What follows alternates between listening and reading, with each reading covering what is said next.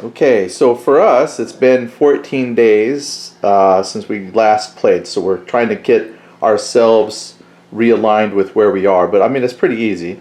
I have just a small unit of cavalry here that I was swinging around to attack artillery that no longer exists.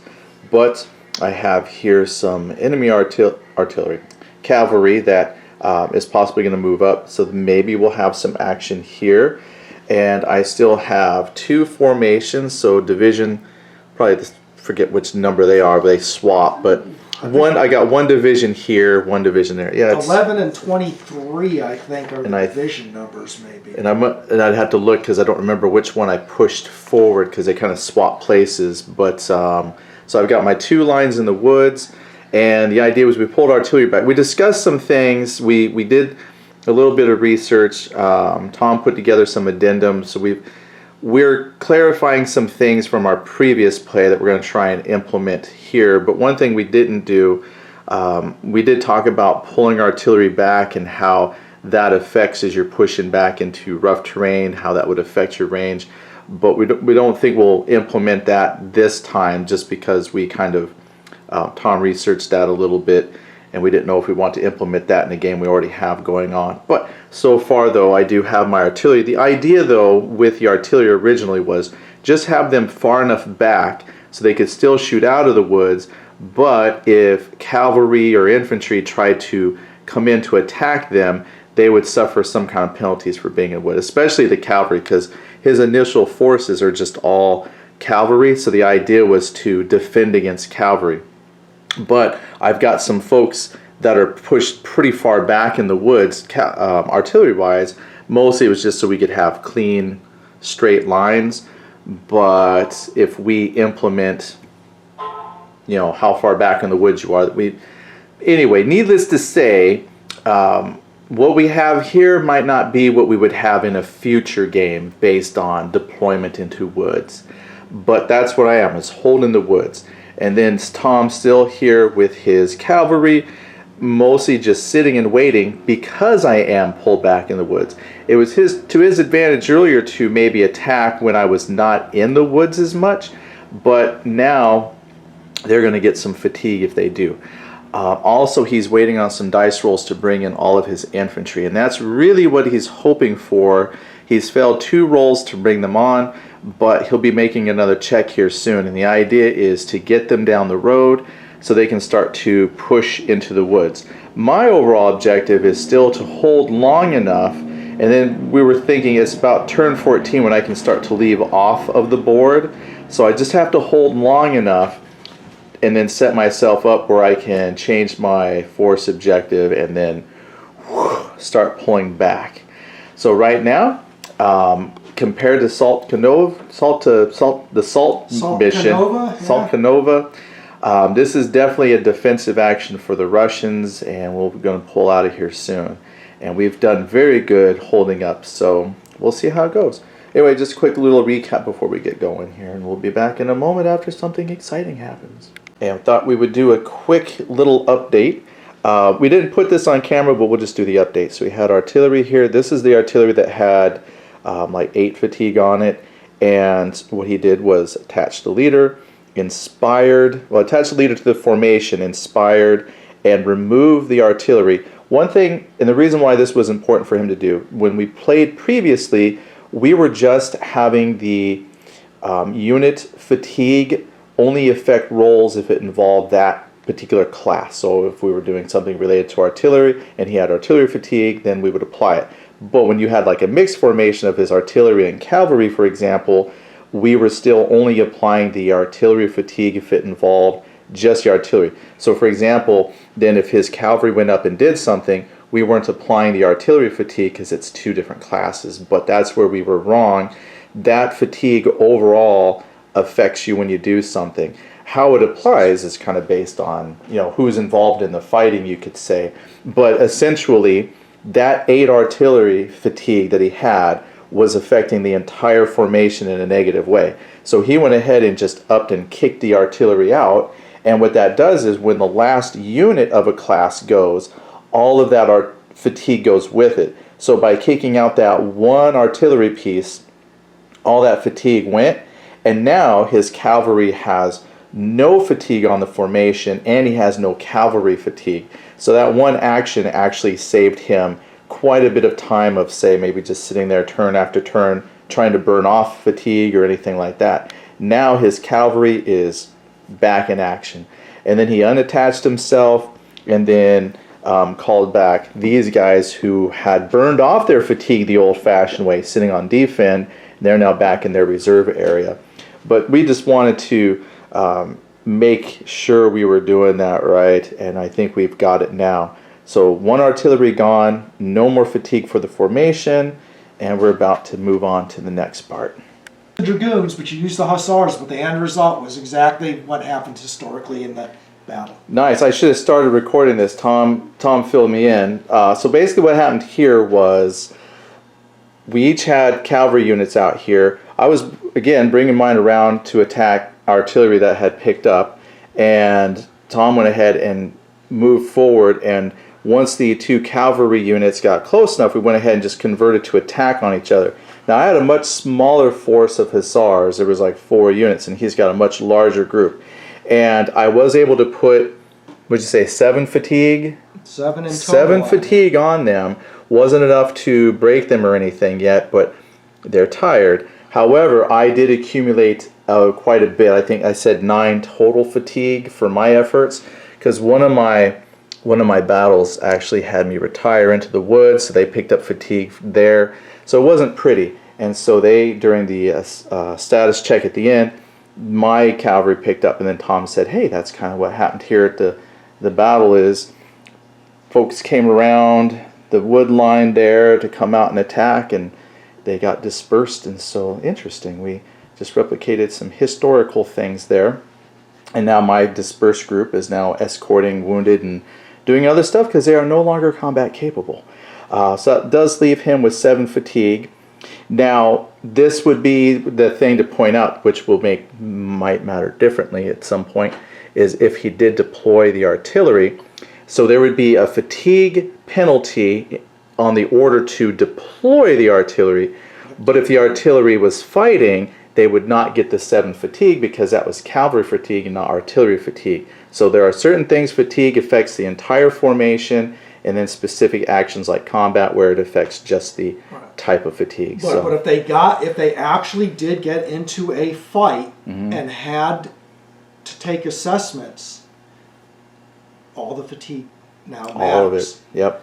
So it just really depends on what he's doing. So that cavalry unit is still out there, but they are still within. No, that was part of the thing too. His status was they had to retire a bit. He evaded. He may evade. So he evaded out of range of my artillery. So he's safe there for the moment from that gun there. However, 7 fatigue is still quite a bit to either just burn off or do something with, because that's still pretty devastating. 7 fatigue is still pretty devastating. All right, that's the recap. That actually ends turn 9. That ends turn. Because there's a order conversion we could do, but that's essentially the end of turn 9. So we'll be back on the next interesting thing that happens. And is that Osterman Tolstoy? Let me see. I think that's his. I don't remember his name. commander. Yeah, this is Osterman Tolstoy. Tolstoy is gotten out there and told his divisions it's time to do a retrograde movement. We've held them long enough. Time to pull back. Yep. And that's exactly what I wanted to just bring you back onto the camera for a moment and show you is Tolstoy's commander leadership is good enough that he was able to attach to each division. So the 11th division, I thought I had swapped them, but I do have the 11th, which is out front, and he attached to them, did a recall for all of the artillery to pull back, and then he converted them from defend, because he had issued orders a while ago, but we've now enacted them, and he's going to from defend to move, and then he attached himself to the other. So he was very good in his roles.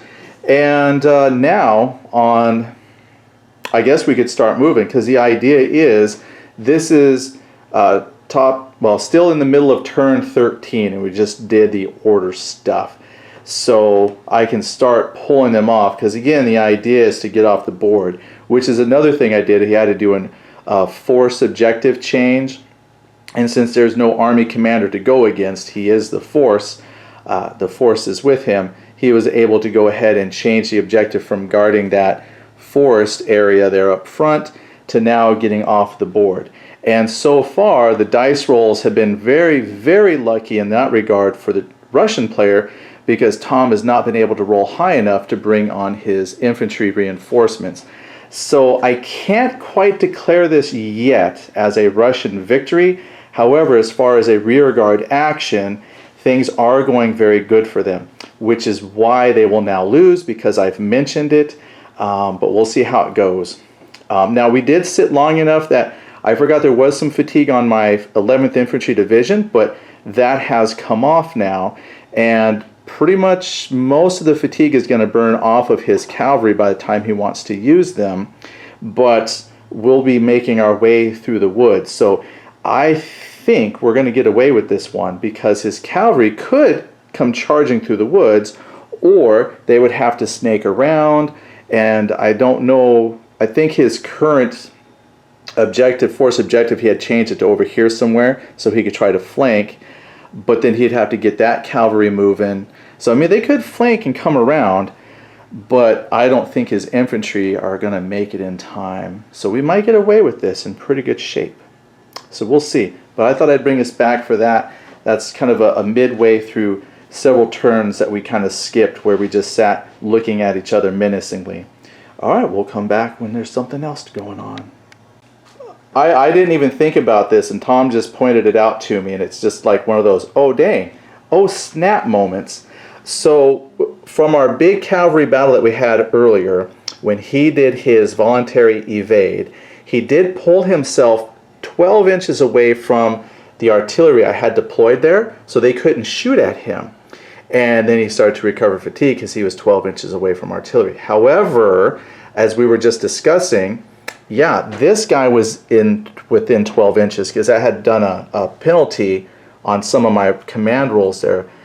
And Tom just pointed out to me that because he was within 12 inches, he shouldn't have lost any of his fatigue. There should have been no fatigue burn off. I didn't even think about that, because we were just happy he got 12 inches from the artillery. We totally neglected the infantry. So when he was doing his evade, he satisfied the requirement of being 12 inches away from the artillery, and he satisfied the requirement for being, was it 450 yards from 6 inches from infantry, from the cavalry in front of him. It wasn't far enough away to account for getting fatigue back. Oh snap. So I'm glad he pointed that out. So his cavalry is still in bad shape. And that's important, because he had thought about attaching his leader, doing some inspire actions, which he might think about now. now he might do. But I just wanted to add that point. That was an oops moment. But so this is looking even better for the Russians now. But we'll see how it plays out. All right, we'll come back here in a bit. So I just got done explaining stuff and forgot to turn the power button on. Dang it. Oh well. Shoot. So that was like there you go. Video of this was not much going on. This was the best little wrap up I gave ever. I didn't even stutter, and I got to start over. Okay. And now take two. Take two. Son of a gun. All right. Well, so take two. Tom finally made his roll to bring his infantry on, and he's going to bring that whole column around to try and flank around this way, which is great. So we'll leave that at that. They're on the board. They're coming in column. He hasn't done anything with those guys there, because I think at this point, I mean, he could pick them up, move them, and try and hit some flanks, but they're not going to come running through the woods. Guarantee that. Okay, so yeah, Tom had to sit down. It's taking me a second to explain what's going on here, and I got to do it a second time. Now, my Russians are now falling back in an accordion way. The 23rd, which was the furthest back, they've now hit the outside of the woods, but because woods are dense, they have to stop. Then the 11th, they had more than enough movement to get out, but because the 23rd is in their way, they're actually stopped on the edge, on the inside of the woods. On the next turn, once the 23rd can fall all the way back, they can start moving about 15 inches because they're outside the wood, but then the 11th is going to have to stop. So it's going to be really close to see if I can get everybody to the edge of the board in a timely fashion. Because, excuse me, to help make that interesting, here comes Tom's cavalry. Now, what we did do earlier is his cavalry that was on the, it was like 10 inches away from my deployed infantry. So what we did as a gentlemanly thing is I said, hey, since your intent was to be far enough away to recover fatigue, I let him shift his cavalry far enough away to recover fatigue. And so they still have some fatigue, but not as much. So now they're going to try and sweep around and flank and catch some people in the open. And that's where we're at, because we're about to finish turn 14 up, because there's no skirmishing, there's no combat, and we'll have just a couple turns of moving. So really, we are now in a race to see who can interrupt who's maneuvering at this point. So we'll come back when there's something, again, kind of interest happening. Here. Okay, I'm volunteering Tom to give a quick historical. He told me about their attached Marat. So go ahead. Naples. Yeah, so tell us a little, just kind of briefly, your infantry cavalry was here, Marat was attached, and then if you could. Well, cavalry was off on the Russians' left flank, and Marat came up to kind of inspire that cavalry to move, because they were currently sitting on a defend order, and he needed to get them to the force objective, which was identified as the outhouse, figuring if we got there, we cut the road to retreat. So he personally attached to get that move order in place, and then failed his role to detach and got swept up in the move. Historically, in the Ostronovo battle, something similar actually did occur. Marat went out to a brigade of Polish light cavalry, kind of did the Marat thing by inspiring them with his, awe-inspiring visage in that uniform that he wears. And the Poles said, great, let's go, charge, and moved immediately. And Marat couldn't figure a way to gracefully exit himself out of that situation and forward movement, and got swept up with that brigade and went forward. And here we are playing the game on the table, and it seems to have repeated history. Not exactly in the same part of the terrain where it occurred historically, but overall in the same very situation. And this really put in perspective to me, finally, that rule of you have to roll to detach yourself from a group. We were always joking about how, he's enjoying the tea and crumpets, your force commander, and he didn't want to leave because he's enjoying the company of the women or whatever. But to hear historically there are situations where they might get caught up in something, that was kind of a cool thing for me. So that actually helped put some narrative to the reason of rolling to get pulled away. I thought that's pretty cool. So yeah, this is actually the second thing we've done where a similar historical has happened. But all of that to lead to this, we have, I just kind of pushed the 23rd Infantry off to the side. They got off the table. The 15th, they're about to leave the table as well. They did their 15-inch movement, so technically that would be turn 17. But I think if they don't break or anything like that, I think we would have won in terms of we held and then we retreated and we got off the board. So what we did was, because they were facing this way, falling back orderly, when they saw the infantry, I just, as part of their move, turned them. And what's happened is we got them lined up enough to where we have multiple attacks of cavalry on his infantry. Some of these have shock too, so there's, depending on where combat goes, he could get some breakthroughs. And that was my thing, was if he pushes and gets breakthroughs and I start to accumulate fatigue, there's a chance that if I break or have to retreat, my thought was If I get a bad status outcome of this, yes, that gets them off the board, but I think the spirit and intent of the scenario is the Russians pull out in an orderly fashion. So in my thinking is if his cavalry can push and say break their morale or whatever, and they have to do a retreat or they're broken, I think that would then make this kind of a victory for him, because then I would not have met the requirement of being able to orderly withdraw from the battlefield. So to me, that's the spirit. Tom didn't argue because he's in a good position to just steamroll through, I think. Yeah, I'm not sure it's a great position. It's just the prevailing argument was Murat is attached to this cavalry division. When has anybody ever read a story about Murat seeing infantry in front of him in the middle of his own cavalry division and then pulling up short and saying, "Nah, I think I'll let him go"? You know, the temperament of the man indicates that if he sees infantry pulling back and he's got this force with him, he's going in. And so he is going in. Yep, and that makes sense. So we're going to see how this turns out. So we're going to take some time to dice roll this out, and we'll come back with some outcomes. But that's where we're looking at right now, is we're going to see if his cavalry will steamroll through these groups. We'll be back.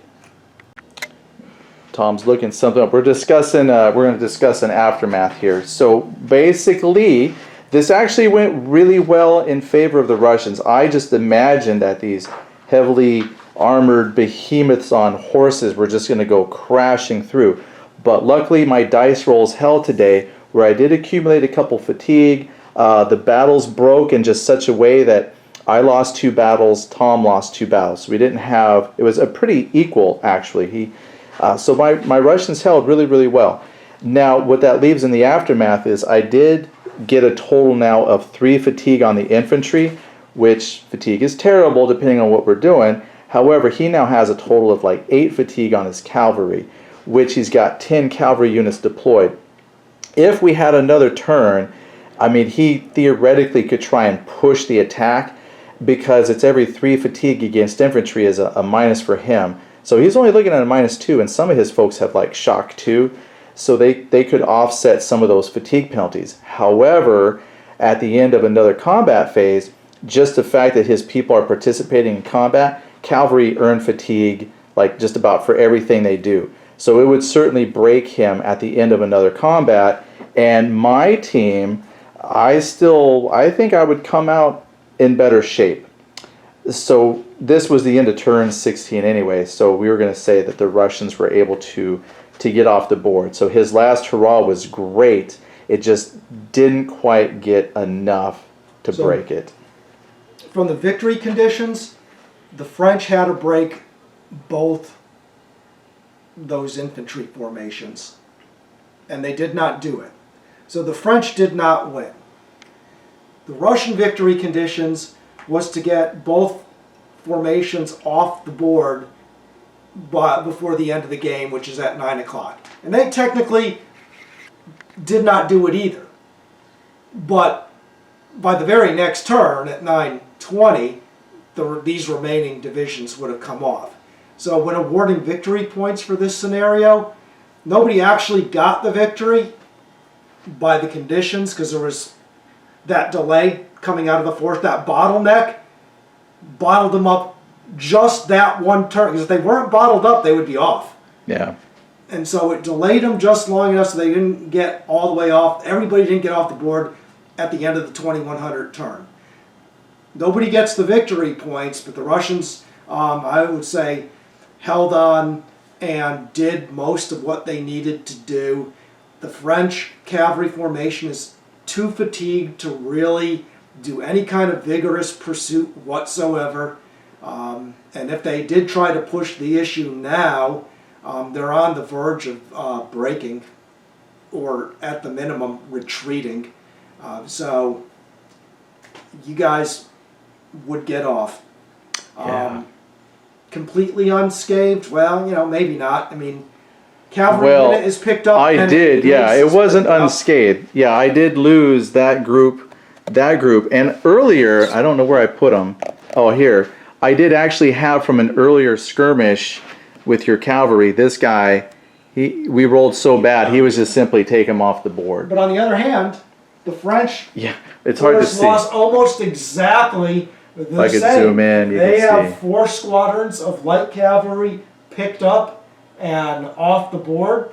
And while they don't have an infantry that was lost, because I had a hard time getting any infantry engaged, they had to rally and reform and inspire and kind of like have an artillery battery off the table as well to take fatigue off another cavalry formation that battery was attached to. So interestingly enough, it sort of played out historically in quite a number of situations. First and foremost, in the historical battle, I believe the French did deploy their artillery out in front of their formations. And then there was this artillery duel that happened, and the Russians had more batteries on the firing line, so they got the upper hand there. But as in the historical engagement, where for one reason or the other, the historical Russian commander of a dragoon regiment came out from the reserves from behind the forest and attempted to intervene and attack French cavalry. Well, that actually happened in the game. It wasn't the exact unit, it wasn't the dragoon unit this time, it was the Russian Hussar unit that came out around the forest and wound up getting involved in a confrontation with the Russian cavalry. And then, as we alluded to a little bit earlier, Marat decides he's got to go out there and inspire the French cavalry formation, which included some Polish lancers, chevaliers, and wound up getting himself mixed up in their kind of counter move and pursuit around the forest to get into the Russians' rear. And as historically, that somewhat happened as well. Historically, the actual battle occurred in front of the forest. In our replay of this, he gets caught up in the cavalry division moves off and tries to go around the forest, and he couldn't extricate himself from that and wound up getting involved in this very last combat which we just observed. So, at least we told you. pretty close to a historical outcome. Yeah. So I'd say a Russian victory. Good job, Russians. I think the Russians did what they had to do. Yeah, I mean, it did not help that the infantry division, where at the 1800 turn, it was which terrible. would have been turn 7, the French had to roll an 8 we'll or put this better When it comes to to get our this little wrap infantry up. division on the field of battle. Yeah. And it did not happen. I'm grabbing chair. They wound up one. like starting turn 7, they went like 5 game turns before they finally rolled that 8 on the 6th turn. And great, they came on the field of battle, It'll be okay. but by that time the wily Russian commander was already withdrawing his units out. And the only thing that really caught the Russian in the last cavalry action that we played out was the fact that they were in rough terrain, and as we mentioned earlier about how that kind of gets them into an accordion where they're in dense, not rough, but dense, and on the way out of dense, they stop and have to reform the lines. Kind of gets them a bit of a one-turn delay. If they didn't have that, well, that division would have been off the board already. Yeah, I so, had I thought that through, I mean, all I had to do was maybe start that one turn earlier, because it was turn 13 that I went ahead and started to pull up the artillery and get everything. Now, if I had done what I originally said and just said, don't worry about the artillery, and just had the infantry going, I probably could have started that movement earlier, but I was like, well, realistically, I don't think they're just going to abandon 20 guns along or more. I had a lot of It's guns. like, I don't know, you had one It to was 4 batteries. 24, 36. Each of them 12, one of them was Almost- 6. So Yeah, so we had like 40 some. Yeah, It there's was a lot. there's no way anybody's going to leave that amount of artillery From a game lying on the standpoint. field. See, and that was something else I mentioned to Tom too. The only part in the game that I felt was kind of a gaming mechanic is when I had to tell those folks those orders. See, I could either attach myself, give the orders, and you get a bonus for that, and he had to go along the entire mile line. For some reason, it just felt kind of gamey of me to say, well, hey, if I attach and look at the modifiers, I can't fail any of these rolls. Like, if he attaches to the unit, his leadership of B is good enough that as long as I don't roll snake eyes, I can accomplish every single thing that I wanted to do. And so I just attach myself to each formation. It makes sense that you can do that, but because there's no limitation on how many actions you can take, it's just as soon as you fail, then you stop. It is within the rules, and you can narratively say it out that, yeah, sure, he's going and talking to the commander of each formation. He didn't ride out to where all the artillery is deployed and tell him to pack up. He rode to the main command tent of his formation commander and said, hey, you guys need to get going. And that guy sent his dispatchers out And then they did sent their the word thing. down with It that. just felt kind of gamey because it was like, well, if I do this, it's a +2. I don't know.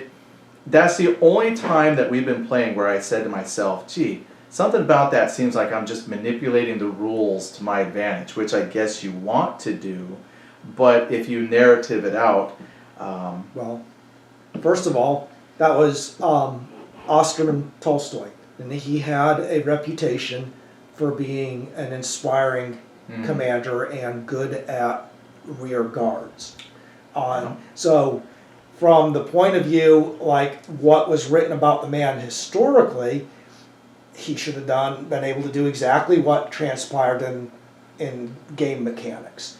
Now, apparently he wasn't necessarily a good independent kind of guy. You weren't going to give him like a big huge corps and tell him you're on your own, do what you need to do.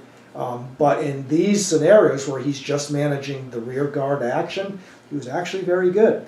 And, you know, if he wasn't, then his rating probably would have been a C, and then you would have had a greater chance of failing at things. Well, I will say, just as far as things that I've learned, what I'm seeing is the rule set, if you take the time to, which I haven't done, I think I'm going to start researching for myself the battles we're getting into, because those narrative things really help explain some of the mechanics in a way that makes sense. Oh, this makes sense. This is why something would happen. And it lends to, I think, it's just a more greater appreciation for what we're gaming. When I play, overall, it doesn't really feel like a game so much. I actually feel like this might be simulating, because when you share those aspects of here's what happened in the real battle, and we're getting that to play out in a way, that feels more than like a simulation versus we're just playing a game of, my guys versus your guys.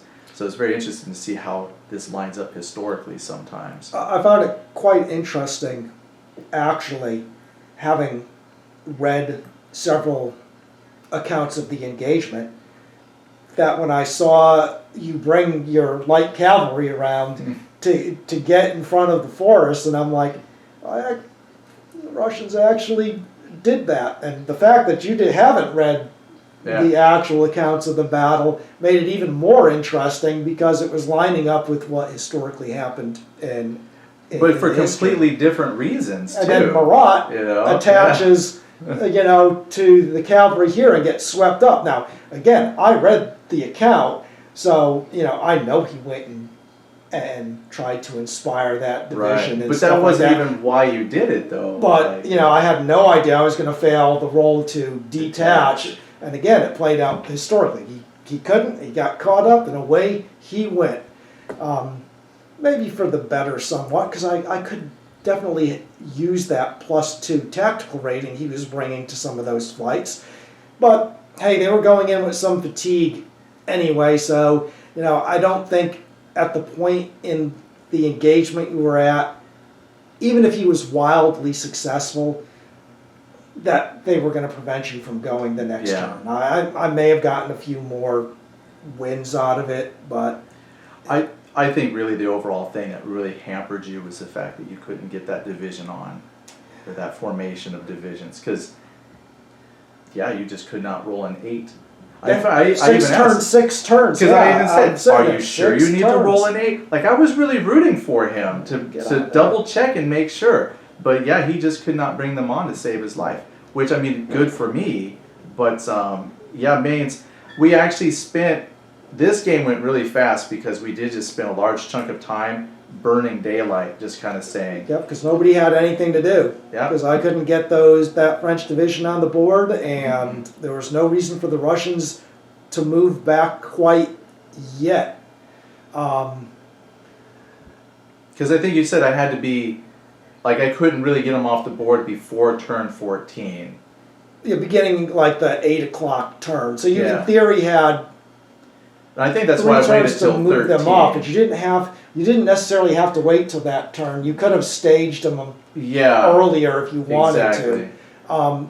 Because in theory, as you saw, that these guys were just sitting here. Yep. It would have been equally valid to pull everybody back to the other side of the forest and hang out to the turn, because there's no way these cavalry formations are coming through without a huge amount of fatigue. Right. And so the only way they can get around is to do, what Marat wound up doing, riding around to try to get into the rear area. I just completely forgot that they would have to stop once they hit the outside edge of the woods. If I had just, if that wasn't a factor, leaving when I did was perfectly fine, but it was just that one thing. But again, to me, that would be almost like the gamey side of things. Since they're just sitting there, I could sit on the back end of the woods and be protected because you're not going to come through. But to me, that, again, would feel gaming the game versus, we were deployed as a rear guard in anticipation of more people coming on. So I think I did okay. I think overall my planning was okay. Maybe I should have gone one turn sooner to make it work out. But overall, I think I rear guarded it much better than the Ostronovo game that we did, where I just totally botched that one. Well, that required an aggressive move. Apparently I'm not aggressive. On that one, to bottle up the French and prevent them from... Apparently I'm pretty good at rear guarding, defending, not being aggressive. Well, fortunately for you, the next action in the book is another rear guard action. Perfect. Which, in theory, takes place the very next day after this particular action. The Russians only move back about 4 or 5 miles till they get to the next defensible area of terrain and then set up again. Okay. So, what they're trying to do is buy time for 2 Russian armies to unite and join forces. And they can't do that if Napoleon's able to concentrate enough of his forces to overwhelm a rear guard, because there would be no room, time, space for those armies to unite and deploy and find the appropriate terrain to give battle. Yeah, so the one thing that I had mentioned that I thought would be cool, one reason I didn't leave the guns is because the rules don't have anything in it for when you have a linked campaign, kind of like what we're trying. Whatever you leave behind doesn't actually participate in the next game. Well, I guess we could have done that, but then I would have hampered myself. But put it to you this way: those guns are an integral part of those infantry formations. If you left the guns, then you didn't really get your formations off the board. Right. That is true. So I guess it's a good thing I didn't leave them regardless. But it will be interesting to see how the next game. Now we've looked ahead at some of the campaign games, and there are some that we can't do with ESR because I think some of them were like larger ones. We need like multiple players. Yeah, we don't have multiple players. So if anybody wants to fly into Clarksville, Tennessee, at the drop of a hat, so we won't be able to play out the full chain of missions that we have based on size of game. So we're going to skip through to the ones that we can do. So at least you've got the next one.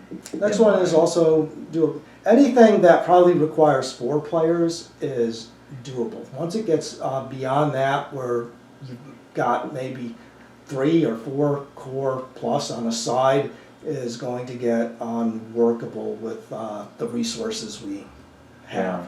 While we probably come up with the figures for the game in most cases, it would just, not work out to a good experience with 2 of us trying to do a game. Well, it's a lot to move around, and Yeah, that'd be a whole lot. it's a lot. So once we get to Smolensk, which is not the next game, and there may actually be some other engagements in, Dare didn't do a thing that we can play in the meantime. When we get to Smolensk, we're not equipped to game that one out in ESR with we'll the number of dice roll players. that one off. 2 dice 6. You can also say whatever happened historically happens historically and move on. He's so smart. Or you switch off to our other Yeah. fallback where we might be able to pull it off with a Napoleon's Battles game. Right, which, I mean, not to detract from ESR, I don't know, some people might like to see a different rule set too, to try out if we film it. Yep. Chunk that out Well, too. who knows? Who knows? It's an older game. Yeah. A lot of people still use it, including me. And I don't think we did too many rules changes this time around. I know you brought your addendums, but I don't think we actually had too many rules issues this time. Yeah, I don't know if we had any real. I mean, not that we filmed it for you issues. guys to watch, but I mean, Yeah. I think things went. Oh, I know the one thing we were talking about is the word within.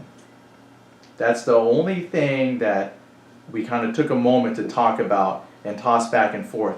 Because when you're on a move and it says you have to stop when you get within 450 yards of your opponent on a move, then I thought the intent would be once you hit that 450, you stop. You don't get any closer. And then Tom was mentioning, well, it says within. So, I mean, as long as you can move up, and let's say you get to be 100 yards away from someone, that's within 450, but it's not making contact. And I could see how that would make sense, but in the case of his cavalry, that's what we were talking about. Do you want to move your cavalry up to where it's a 1/4 inch away, how you're measuring? Because they don't get to fire back and I get a nice free shot as far as skirmish goes. So would that be a smart thing to do? So I guess really the only thing to curious is what exactly is within. They can stop within 900 yards. Right. Which they would have the choice of staying outside of skirmish range for infantry, Yeah. but they would be within, like if there was a deployed committed artillery battery with the correct facing there. Mhm. So they would take an artillery shot, but they could, on their discretion, stop outside of small arms range, musket range. Now it says they would have to stop within the 450.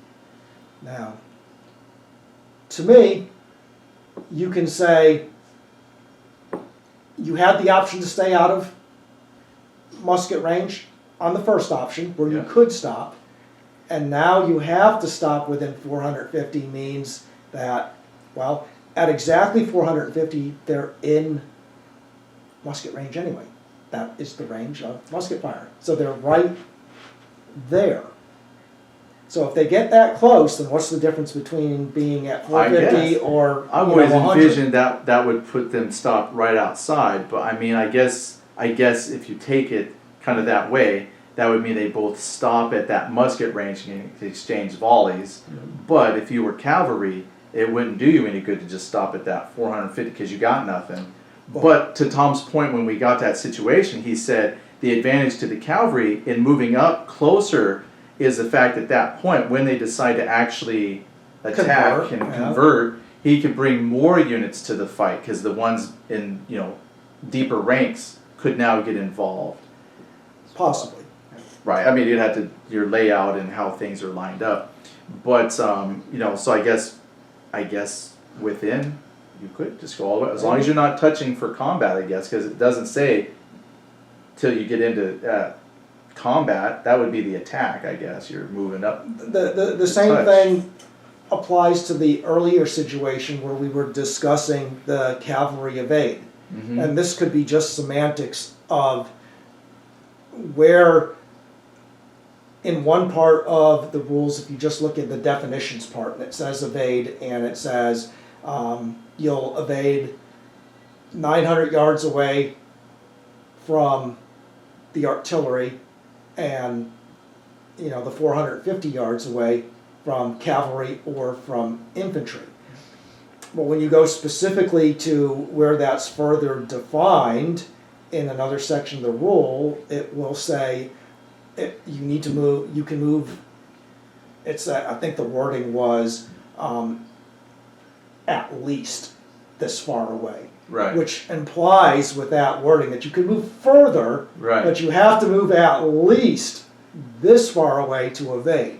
And if you're going to move further, well, the maximum rate would be, what's your movement rate? But then that's where I said, but it doesn't say that.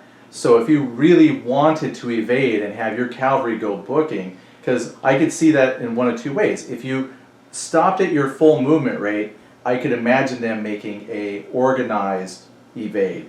But if you went further, then it's like they broke or something, and it's just every man for themselves, and they're just booking. So the advantage to you is, you're going to get your guys pretty far away so they can whatever, but they're further away from the battle. So I guess it just depends, because it does.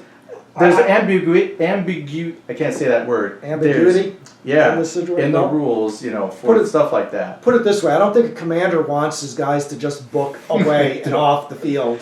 I don't know, because they become lost. It depends on the situation you got, right? And that, well, there's a role for that. When you take an assessment or something and you roll and you're broken or retreat, then they're going to be booking all the way off. But from a commander's standpoint, you want to have some control. The fact that it says at least so far away gives the decision to you to say, well, if I move them, I have to move at least this far, but my full move is this. What do I want to do? What do I want to accomplish coming up in future turns? Because it could be in a situation where you move them just this far away, let's say 900 yards, puts them in range of some infantry on the flank. But if you move further, it takes them away from that infantry, and therefore you can start recovering fatigue. But if you move them further, it may put them outside of one move if you want to convert them back to attack and get at somebody. So you got to decide what you're going to do and what you're going to do in the future. That's everything you do in this game is actually decisions. And I found that to be pretty interesting. So I don't have the Napoleonic tactical experience yet to really understand how to move these things. This game's actually easier for me to kind of figure that aspect out versus Napoleon's Battles. Napoleon's Battles is very much more protractor and understanding how things work. This has been easier for me to pick up, but I still have things to learn.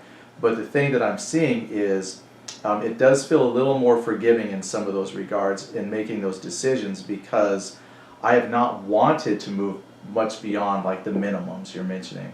That seems to work great. So if it says, just move at least this far, I haven't really wanted to push further back, because I always want the stuff closer like you mentioned. And so far that's worked out pretty good. I haven't really wanted to make somebody fall back 2 or 3 times what they could do, or up to a movement. Maybe they would be closer to the edge of that board and could have gotten off quicker. If a rule had forced them, because again, if a thing says, you had to move at least this far away, I mean, I could have then said, but I didn't really I did. I had to retire. Yeah, you had a few. I had a couple. But I think it just said retire, didn't say. I think it just says retire. It says retire this distance, and that's it. It doesn't say at least or... Right. It doesn't say go ahead and just pick up and have them leave the board. But I think there's enough ambiguity in the rules that you can make some interpretations. So I guess if we were to film another game, I don't think we will, because it just takes too long. But if we filmed something that showed every single rule that we're doing, I think that we've played enough that we're still finding things that we could do on our own, but we've played enough that I think some things you and I have come to an agreement with that maybe other people might not, but we have a consistent agreement amongst, what we do. As long as you're playing you know. consistently and Yeah. it applies to both sides equally. Yeah, as long as we're that's equally fine. wrong. Yeah, I think that we've really have got this down pretty well now. In any situation, they said there's 3 things you can do. The right thing, which is the best thing to do. The wrong thing, which is maybe not great, but at least you're doing something. And then there's nothing, which is the worst thing you can do. Yeah, well, I'll take wrong. That's mostly what I've done. Actually, this one I do think I did pretty good. I really think the only thing I should have done different was maybe just start pulling them back a little bit sooner so they wouldn't worry about that bottleneck. And then, you hit a spell with the bad Russian die rolls. Well, In the cavalry fight, I think it happened. Yeah. And then I think for another reason earlier on, I hit a spell where I really wanted to fail the die rolls. So when the artillery, artillery duel was happening back, and I was just accumulating more and more artillery fatigue. Well, there was a result I could have gotten that would have retired that battery out, but I just was rolling so well, or badly in this case, that it just kept them. They were too dumb or unaware enough to know that they were losing this duel and should have pulled out like an hour ago. Yeah, and they that just was stayed a at good it. one. The thing is, there's really not much I think we could have done differently tactics-wise, based on the fact that you couldn't get the infantry. I think if your infantry had come on sooner, then this could have gone completely different. I think. Obviously it would have gone differently. Oh. But there's not a whole lot you could have done with your cavalry. And that was the bulk of that chunk of time where we just said, okay, we're done through this turn, we're done through this turn. Not going through that. Yeah, that was The only thing I could do is try to maybe go around it, and I really didn't start that go around it until I had some idea that the infantry was coming up to support it. So that random element, I think, really helped me this time. Do you know off the top of your head, is there something like that in the next one? I do not remember, but it's a rear guard action, so it's very likely there's some of that will go on. Their objective, I put an outhouse model at the very back of the forest, just as a marker. And their objective was the outhouse. So if I had gotten there, I would be cutting that road that you would more likely need to. Well, you could have. Well, you could have. And so my cavalry had obviously the same objective because they had the same overall commander. So when the cavalry was on a move, they could go around the dense terrain, but overall their objective was kind of right where they wound up, get to the outhouse. They converted to an attack once they got around the bend and saw you guys kind of out there moving off. If you want to talk that, you could have definitely brought them a lot sooner around, and you probably could have had these guys go around that other flank, and then they could have just pincered anybody who's coming out. Could have, so but I can't imagine leaving this whole part of the field empty. Which makes sense. It's but like, see, that goes back to the gaming aspect. Are you doing what makes sense as far as historically, or are you playing the game for the game's sake? Because I didn't have any plans of coming this way. Nope. You didn't have to. I didn't have to. So game wise, you could have. But then if you saw me moving off to the flanks with both parts of the cavalry, then you would have been pulling that infantry, I assume, back out of that forest a lot sooner. Yeah. And so having this here gave you a carrot in front of a stick to say, oh, there's something out there. You spent like a good 5 or 6 turns fixated on firing out my artillery batteries. Because I thought it said I couldn't leave till a certain time. You couldn't leave, but it didn't say you couldn't adjust where you started. Yeah, I don't know. It's well, then I guess they did exactly what they needed to do then. They just sat there in the saddle watching. Then I think ultimately, though, overall I think this was a pretty good battle. It didn't seem too far one way or the other than the fact that you couldn't get your infantry in. But as far as the combat and things went, it did seem pretty balanced. I lost some cavalry and infantry. You lost cavalry and artillery. Cavalry. C'est la guerre. Yeah, all good. But this was another comment I made earlier. The fact that you don't have to fight to win. Like you just sat there, and I sat there, and that actually may have made a difference in my getting off the board, like you said. And we didn't have to fight at all. Because one thing I'm so used to with other tactical games is it feels like you have to be moving to engage and you have to fight. But with this one, you're looking at things that get it as an overall picture. What's the overall goal? If the overall goal is to eventually fall back, why do I need to be changing my force objectives to make it so my men can go fight you? Because you had some people sitting out here that were recovering fatigue, and I had people right there, and it was like, so who cares? Like, I don't need to leave the forest to go and harass these guys trying to regain fatigue, because that's not part of my overall objective. You could have been even further back. But it just seems like the thinking when you play this is different. Even though I only played a few games with Napoleon's battles, it feels like you feel compelled to go fight people. There's really no need to just kind of to sit. It feels like. Depends on the victory conditions in your scenario, what you're trying to do. In any event, it's like sitting sometimes is just the way war just is, as valid. right? Yeah. Your moments is Waiting, sitting there. we're just sitting there waiting for something to happen or someone to come up and tell me what they need me to do. Yeah.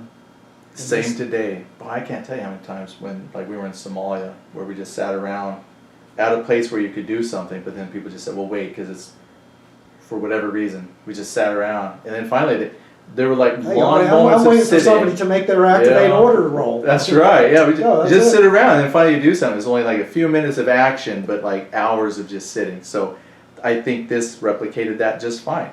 A couple hours, because you figure if it was like if we sat there like 6 turns staring at each other and it's 20 minutes per turn, it was almost like 2 hours of time where nothing was happening. But then the actual action and fighting within a turn, that's 20 minutes. So few minutes of fighting and then a lot of time where we could just sit. Yeah.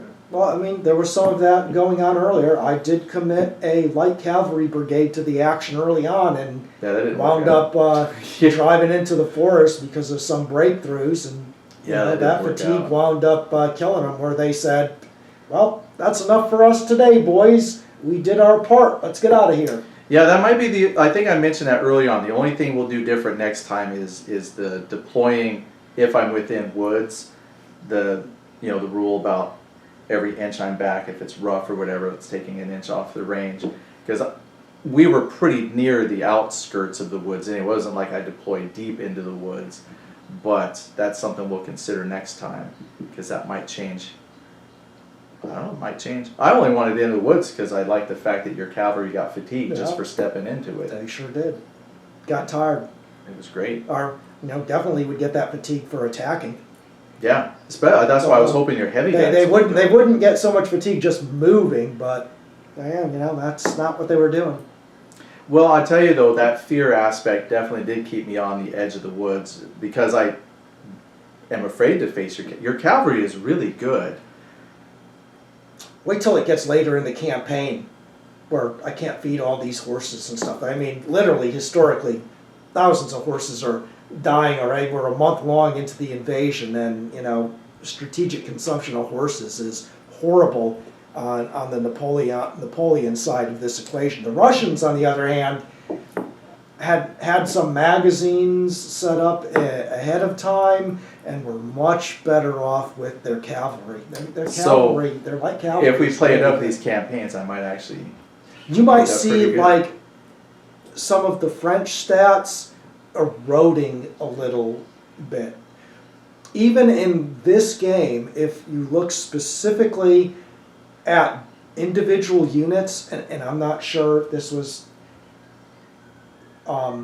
taken into account fully, but David seems to know his Napoleonic history, so I would have to assume he knew what units or squadrons were used quite a bit and were maybe getting tired and not quite at the top of their game, because there were some French Chevalier units that had a shock 1 and others had a shock 2. And they were just from different regiments, but they were the same type of cavalry. So that either tells me that one of these regiments was either not trained to the same standard and didn't get the S2, or that they were starting to be used up and they just weren't mounted quite as well, so they didn't get the S2 that the other unit has, that perhaps that one was fresher. So, you know, there are some minor variances within units or regiments that are theoretically the same type of light cavalry. Just like, and I know, for example, he does take it into account with some infantry. There were some infantry regiments that were called out in the histories that were trained above and beyond the normal standard, or they gained a great reputation within the actual French army. So the 57th Regiment of the Line was one of those regiments, or the 9th Regiment of Light Infantry was one of those. And if you look at those stats that are included for those units, they are a, you know, maybe one factor better than the regular unit. You also know that Marshal Davout ensured that his units were trained to a very high standard. So divisions that were historically attached to Davout's corps, I think he started with 3rd Corps early in the Napoleonic Wars, but in Russia he's got 1st Corps. But those that came from 3rd Corps with him to 1st Corps have a slightly different rating. They have an enthusiastic rating, which gives them a bonus in attack. So that is taken into account. Not a nice little piece of crumb. Yeah. Well, what's nice is it doesn't add a whole lot of extra complicated rules to do all that. Doesn't need it. Just has a little bit Put a little thing, different plus one. stat. Yeah, it's good. Overall, I think we're good. We'll go ahead and wrap this up. Yeah. So we'll sit here for 2 seconds. That way I have time to go in. When I edit, I have a spot where I can just cut. See, we just sit here.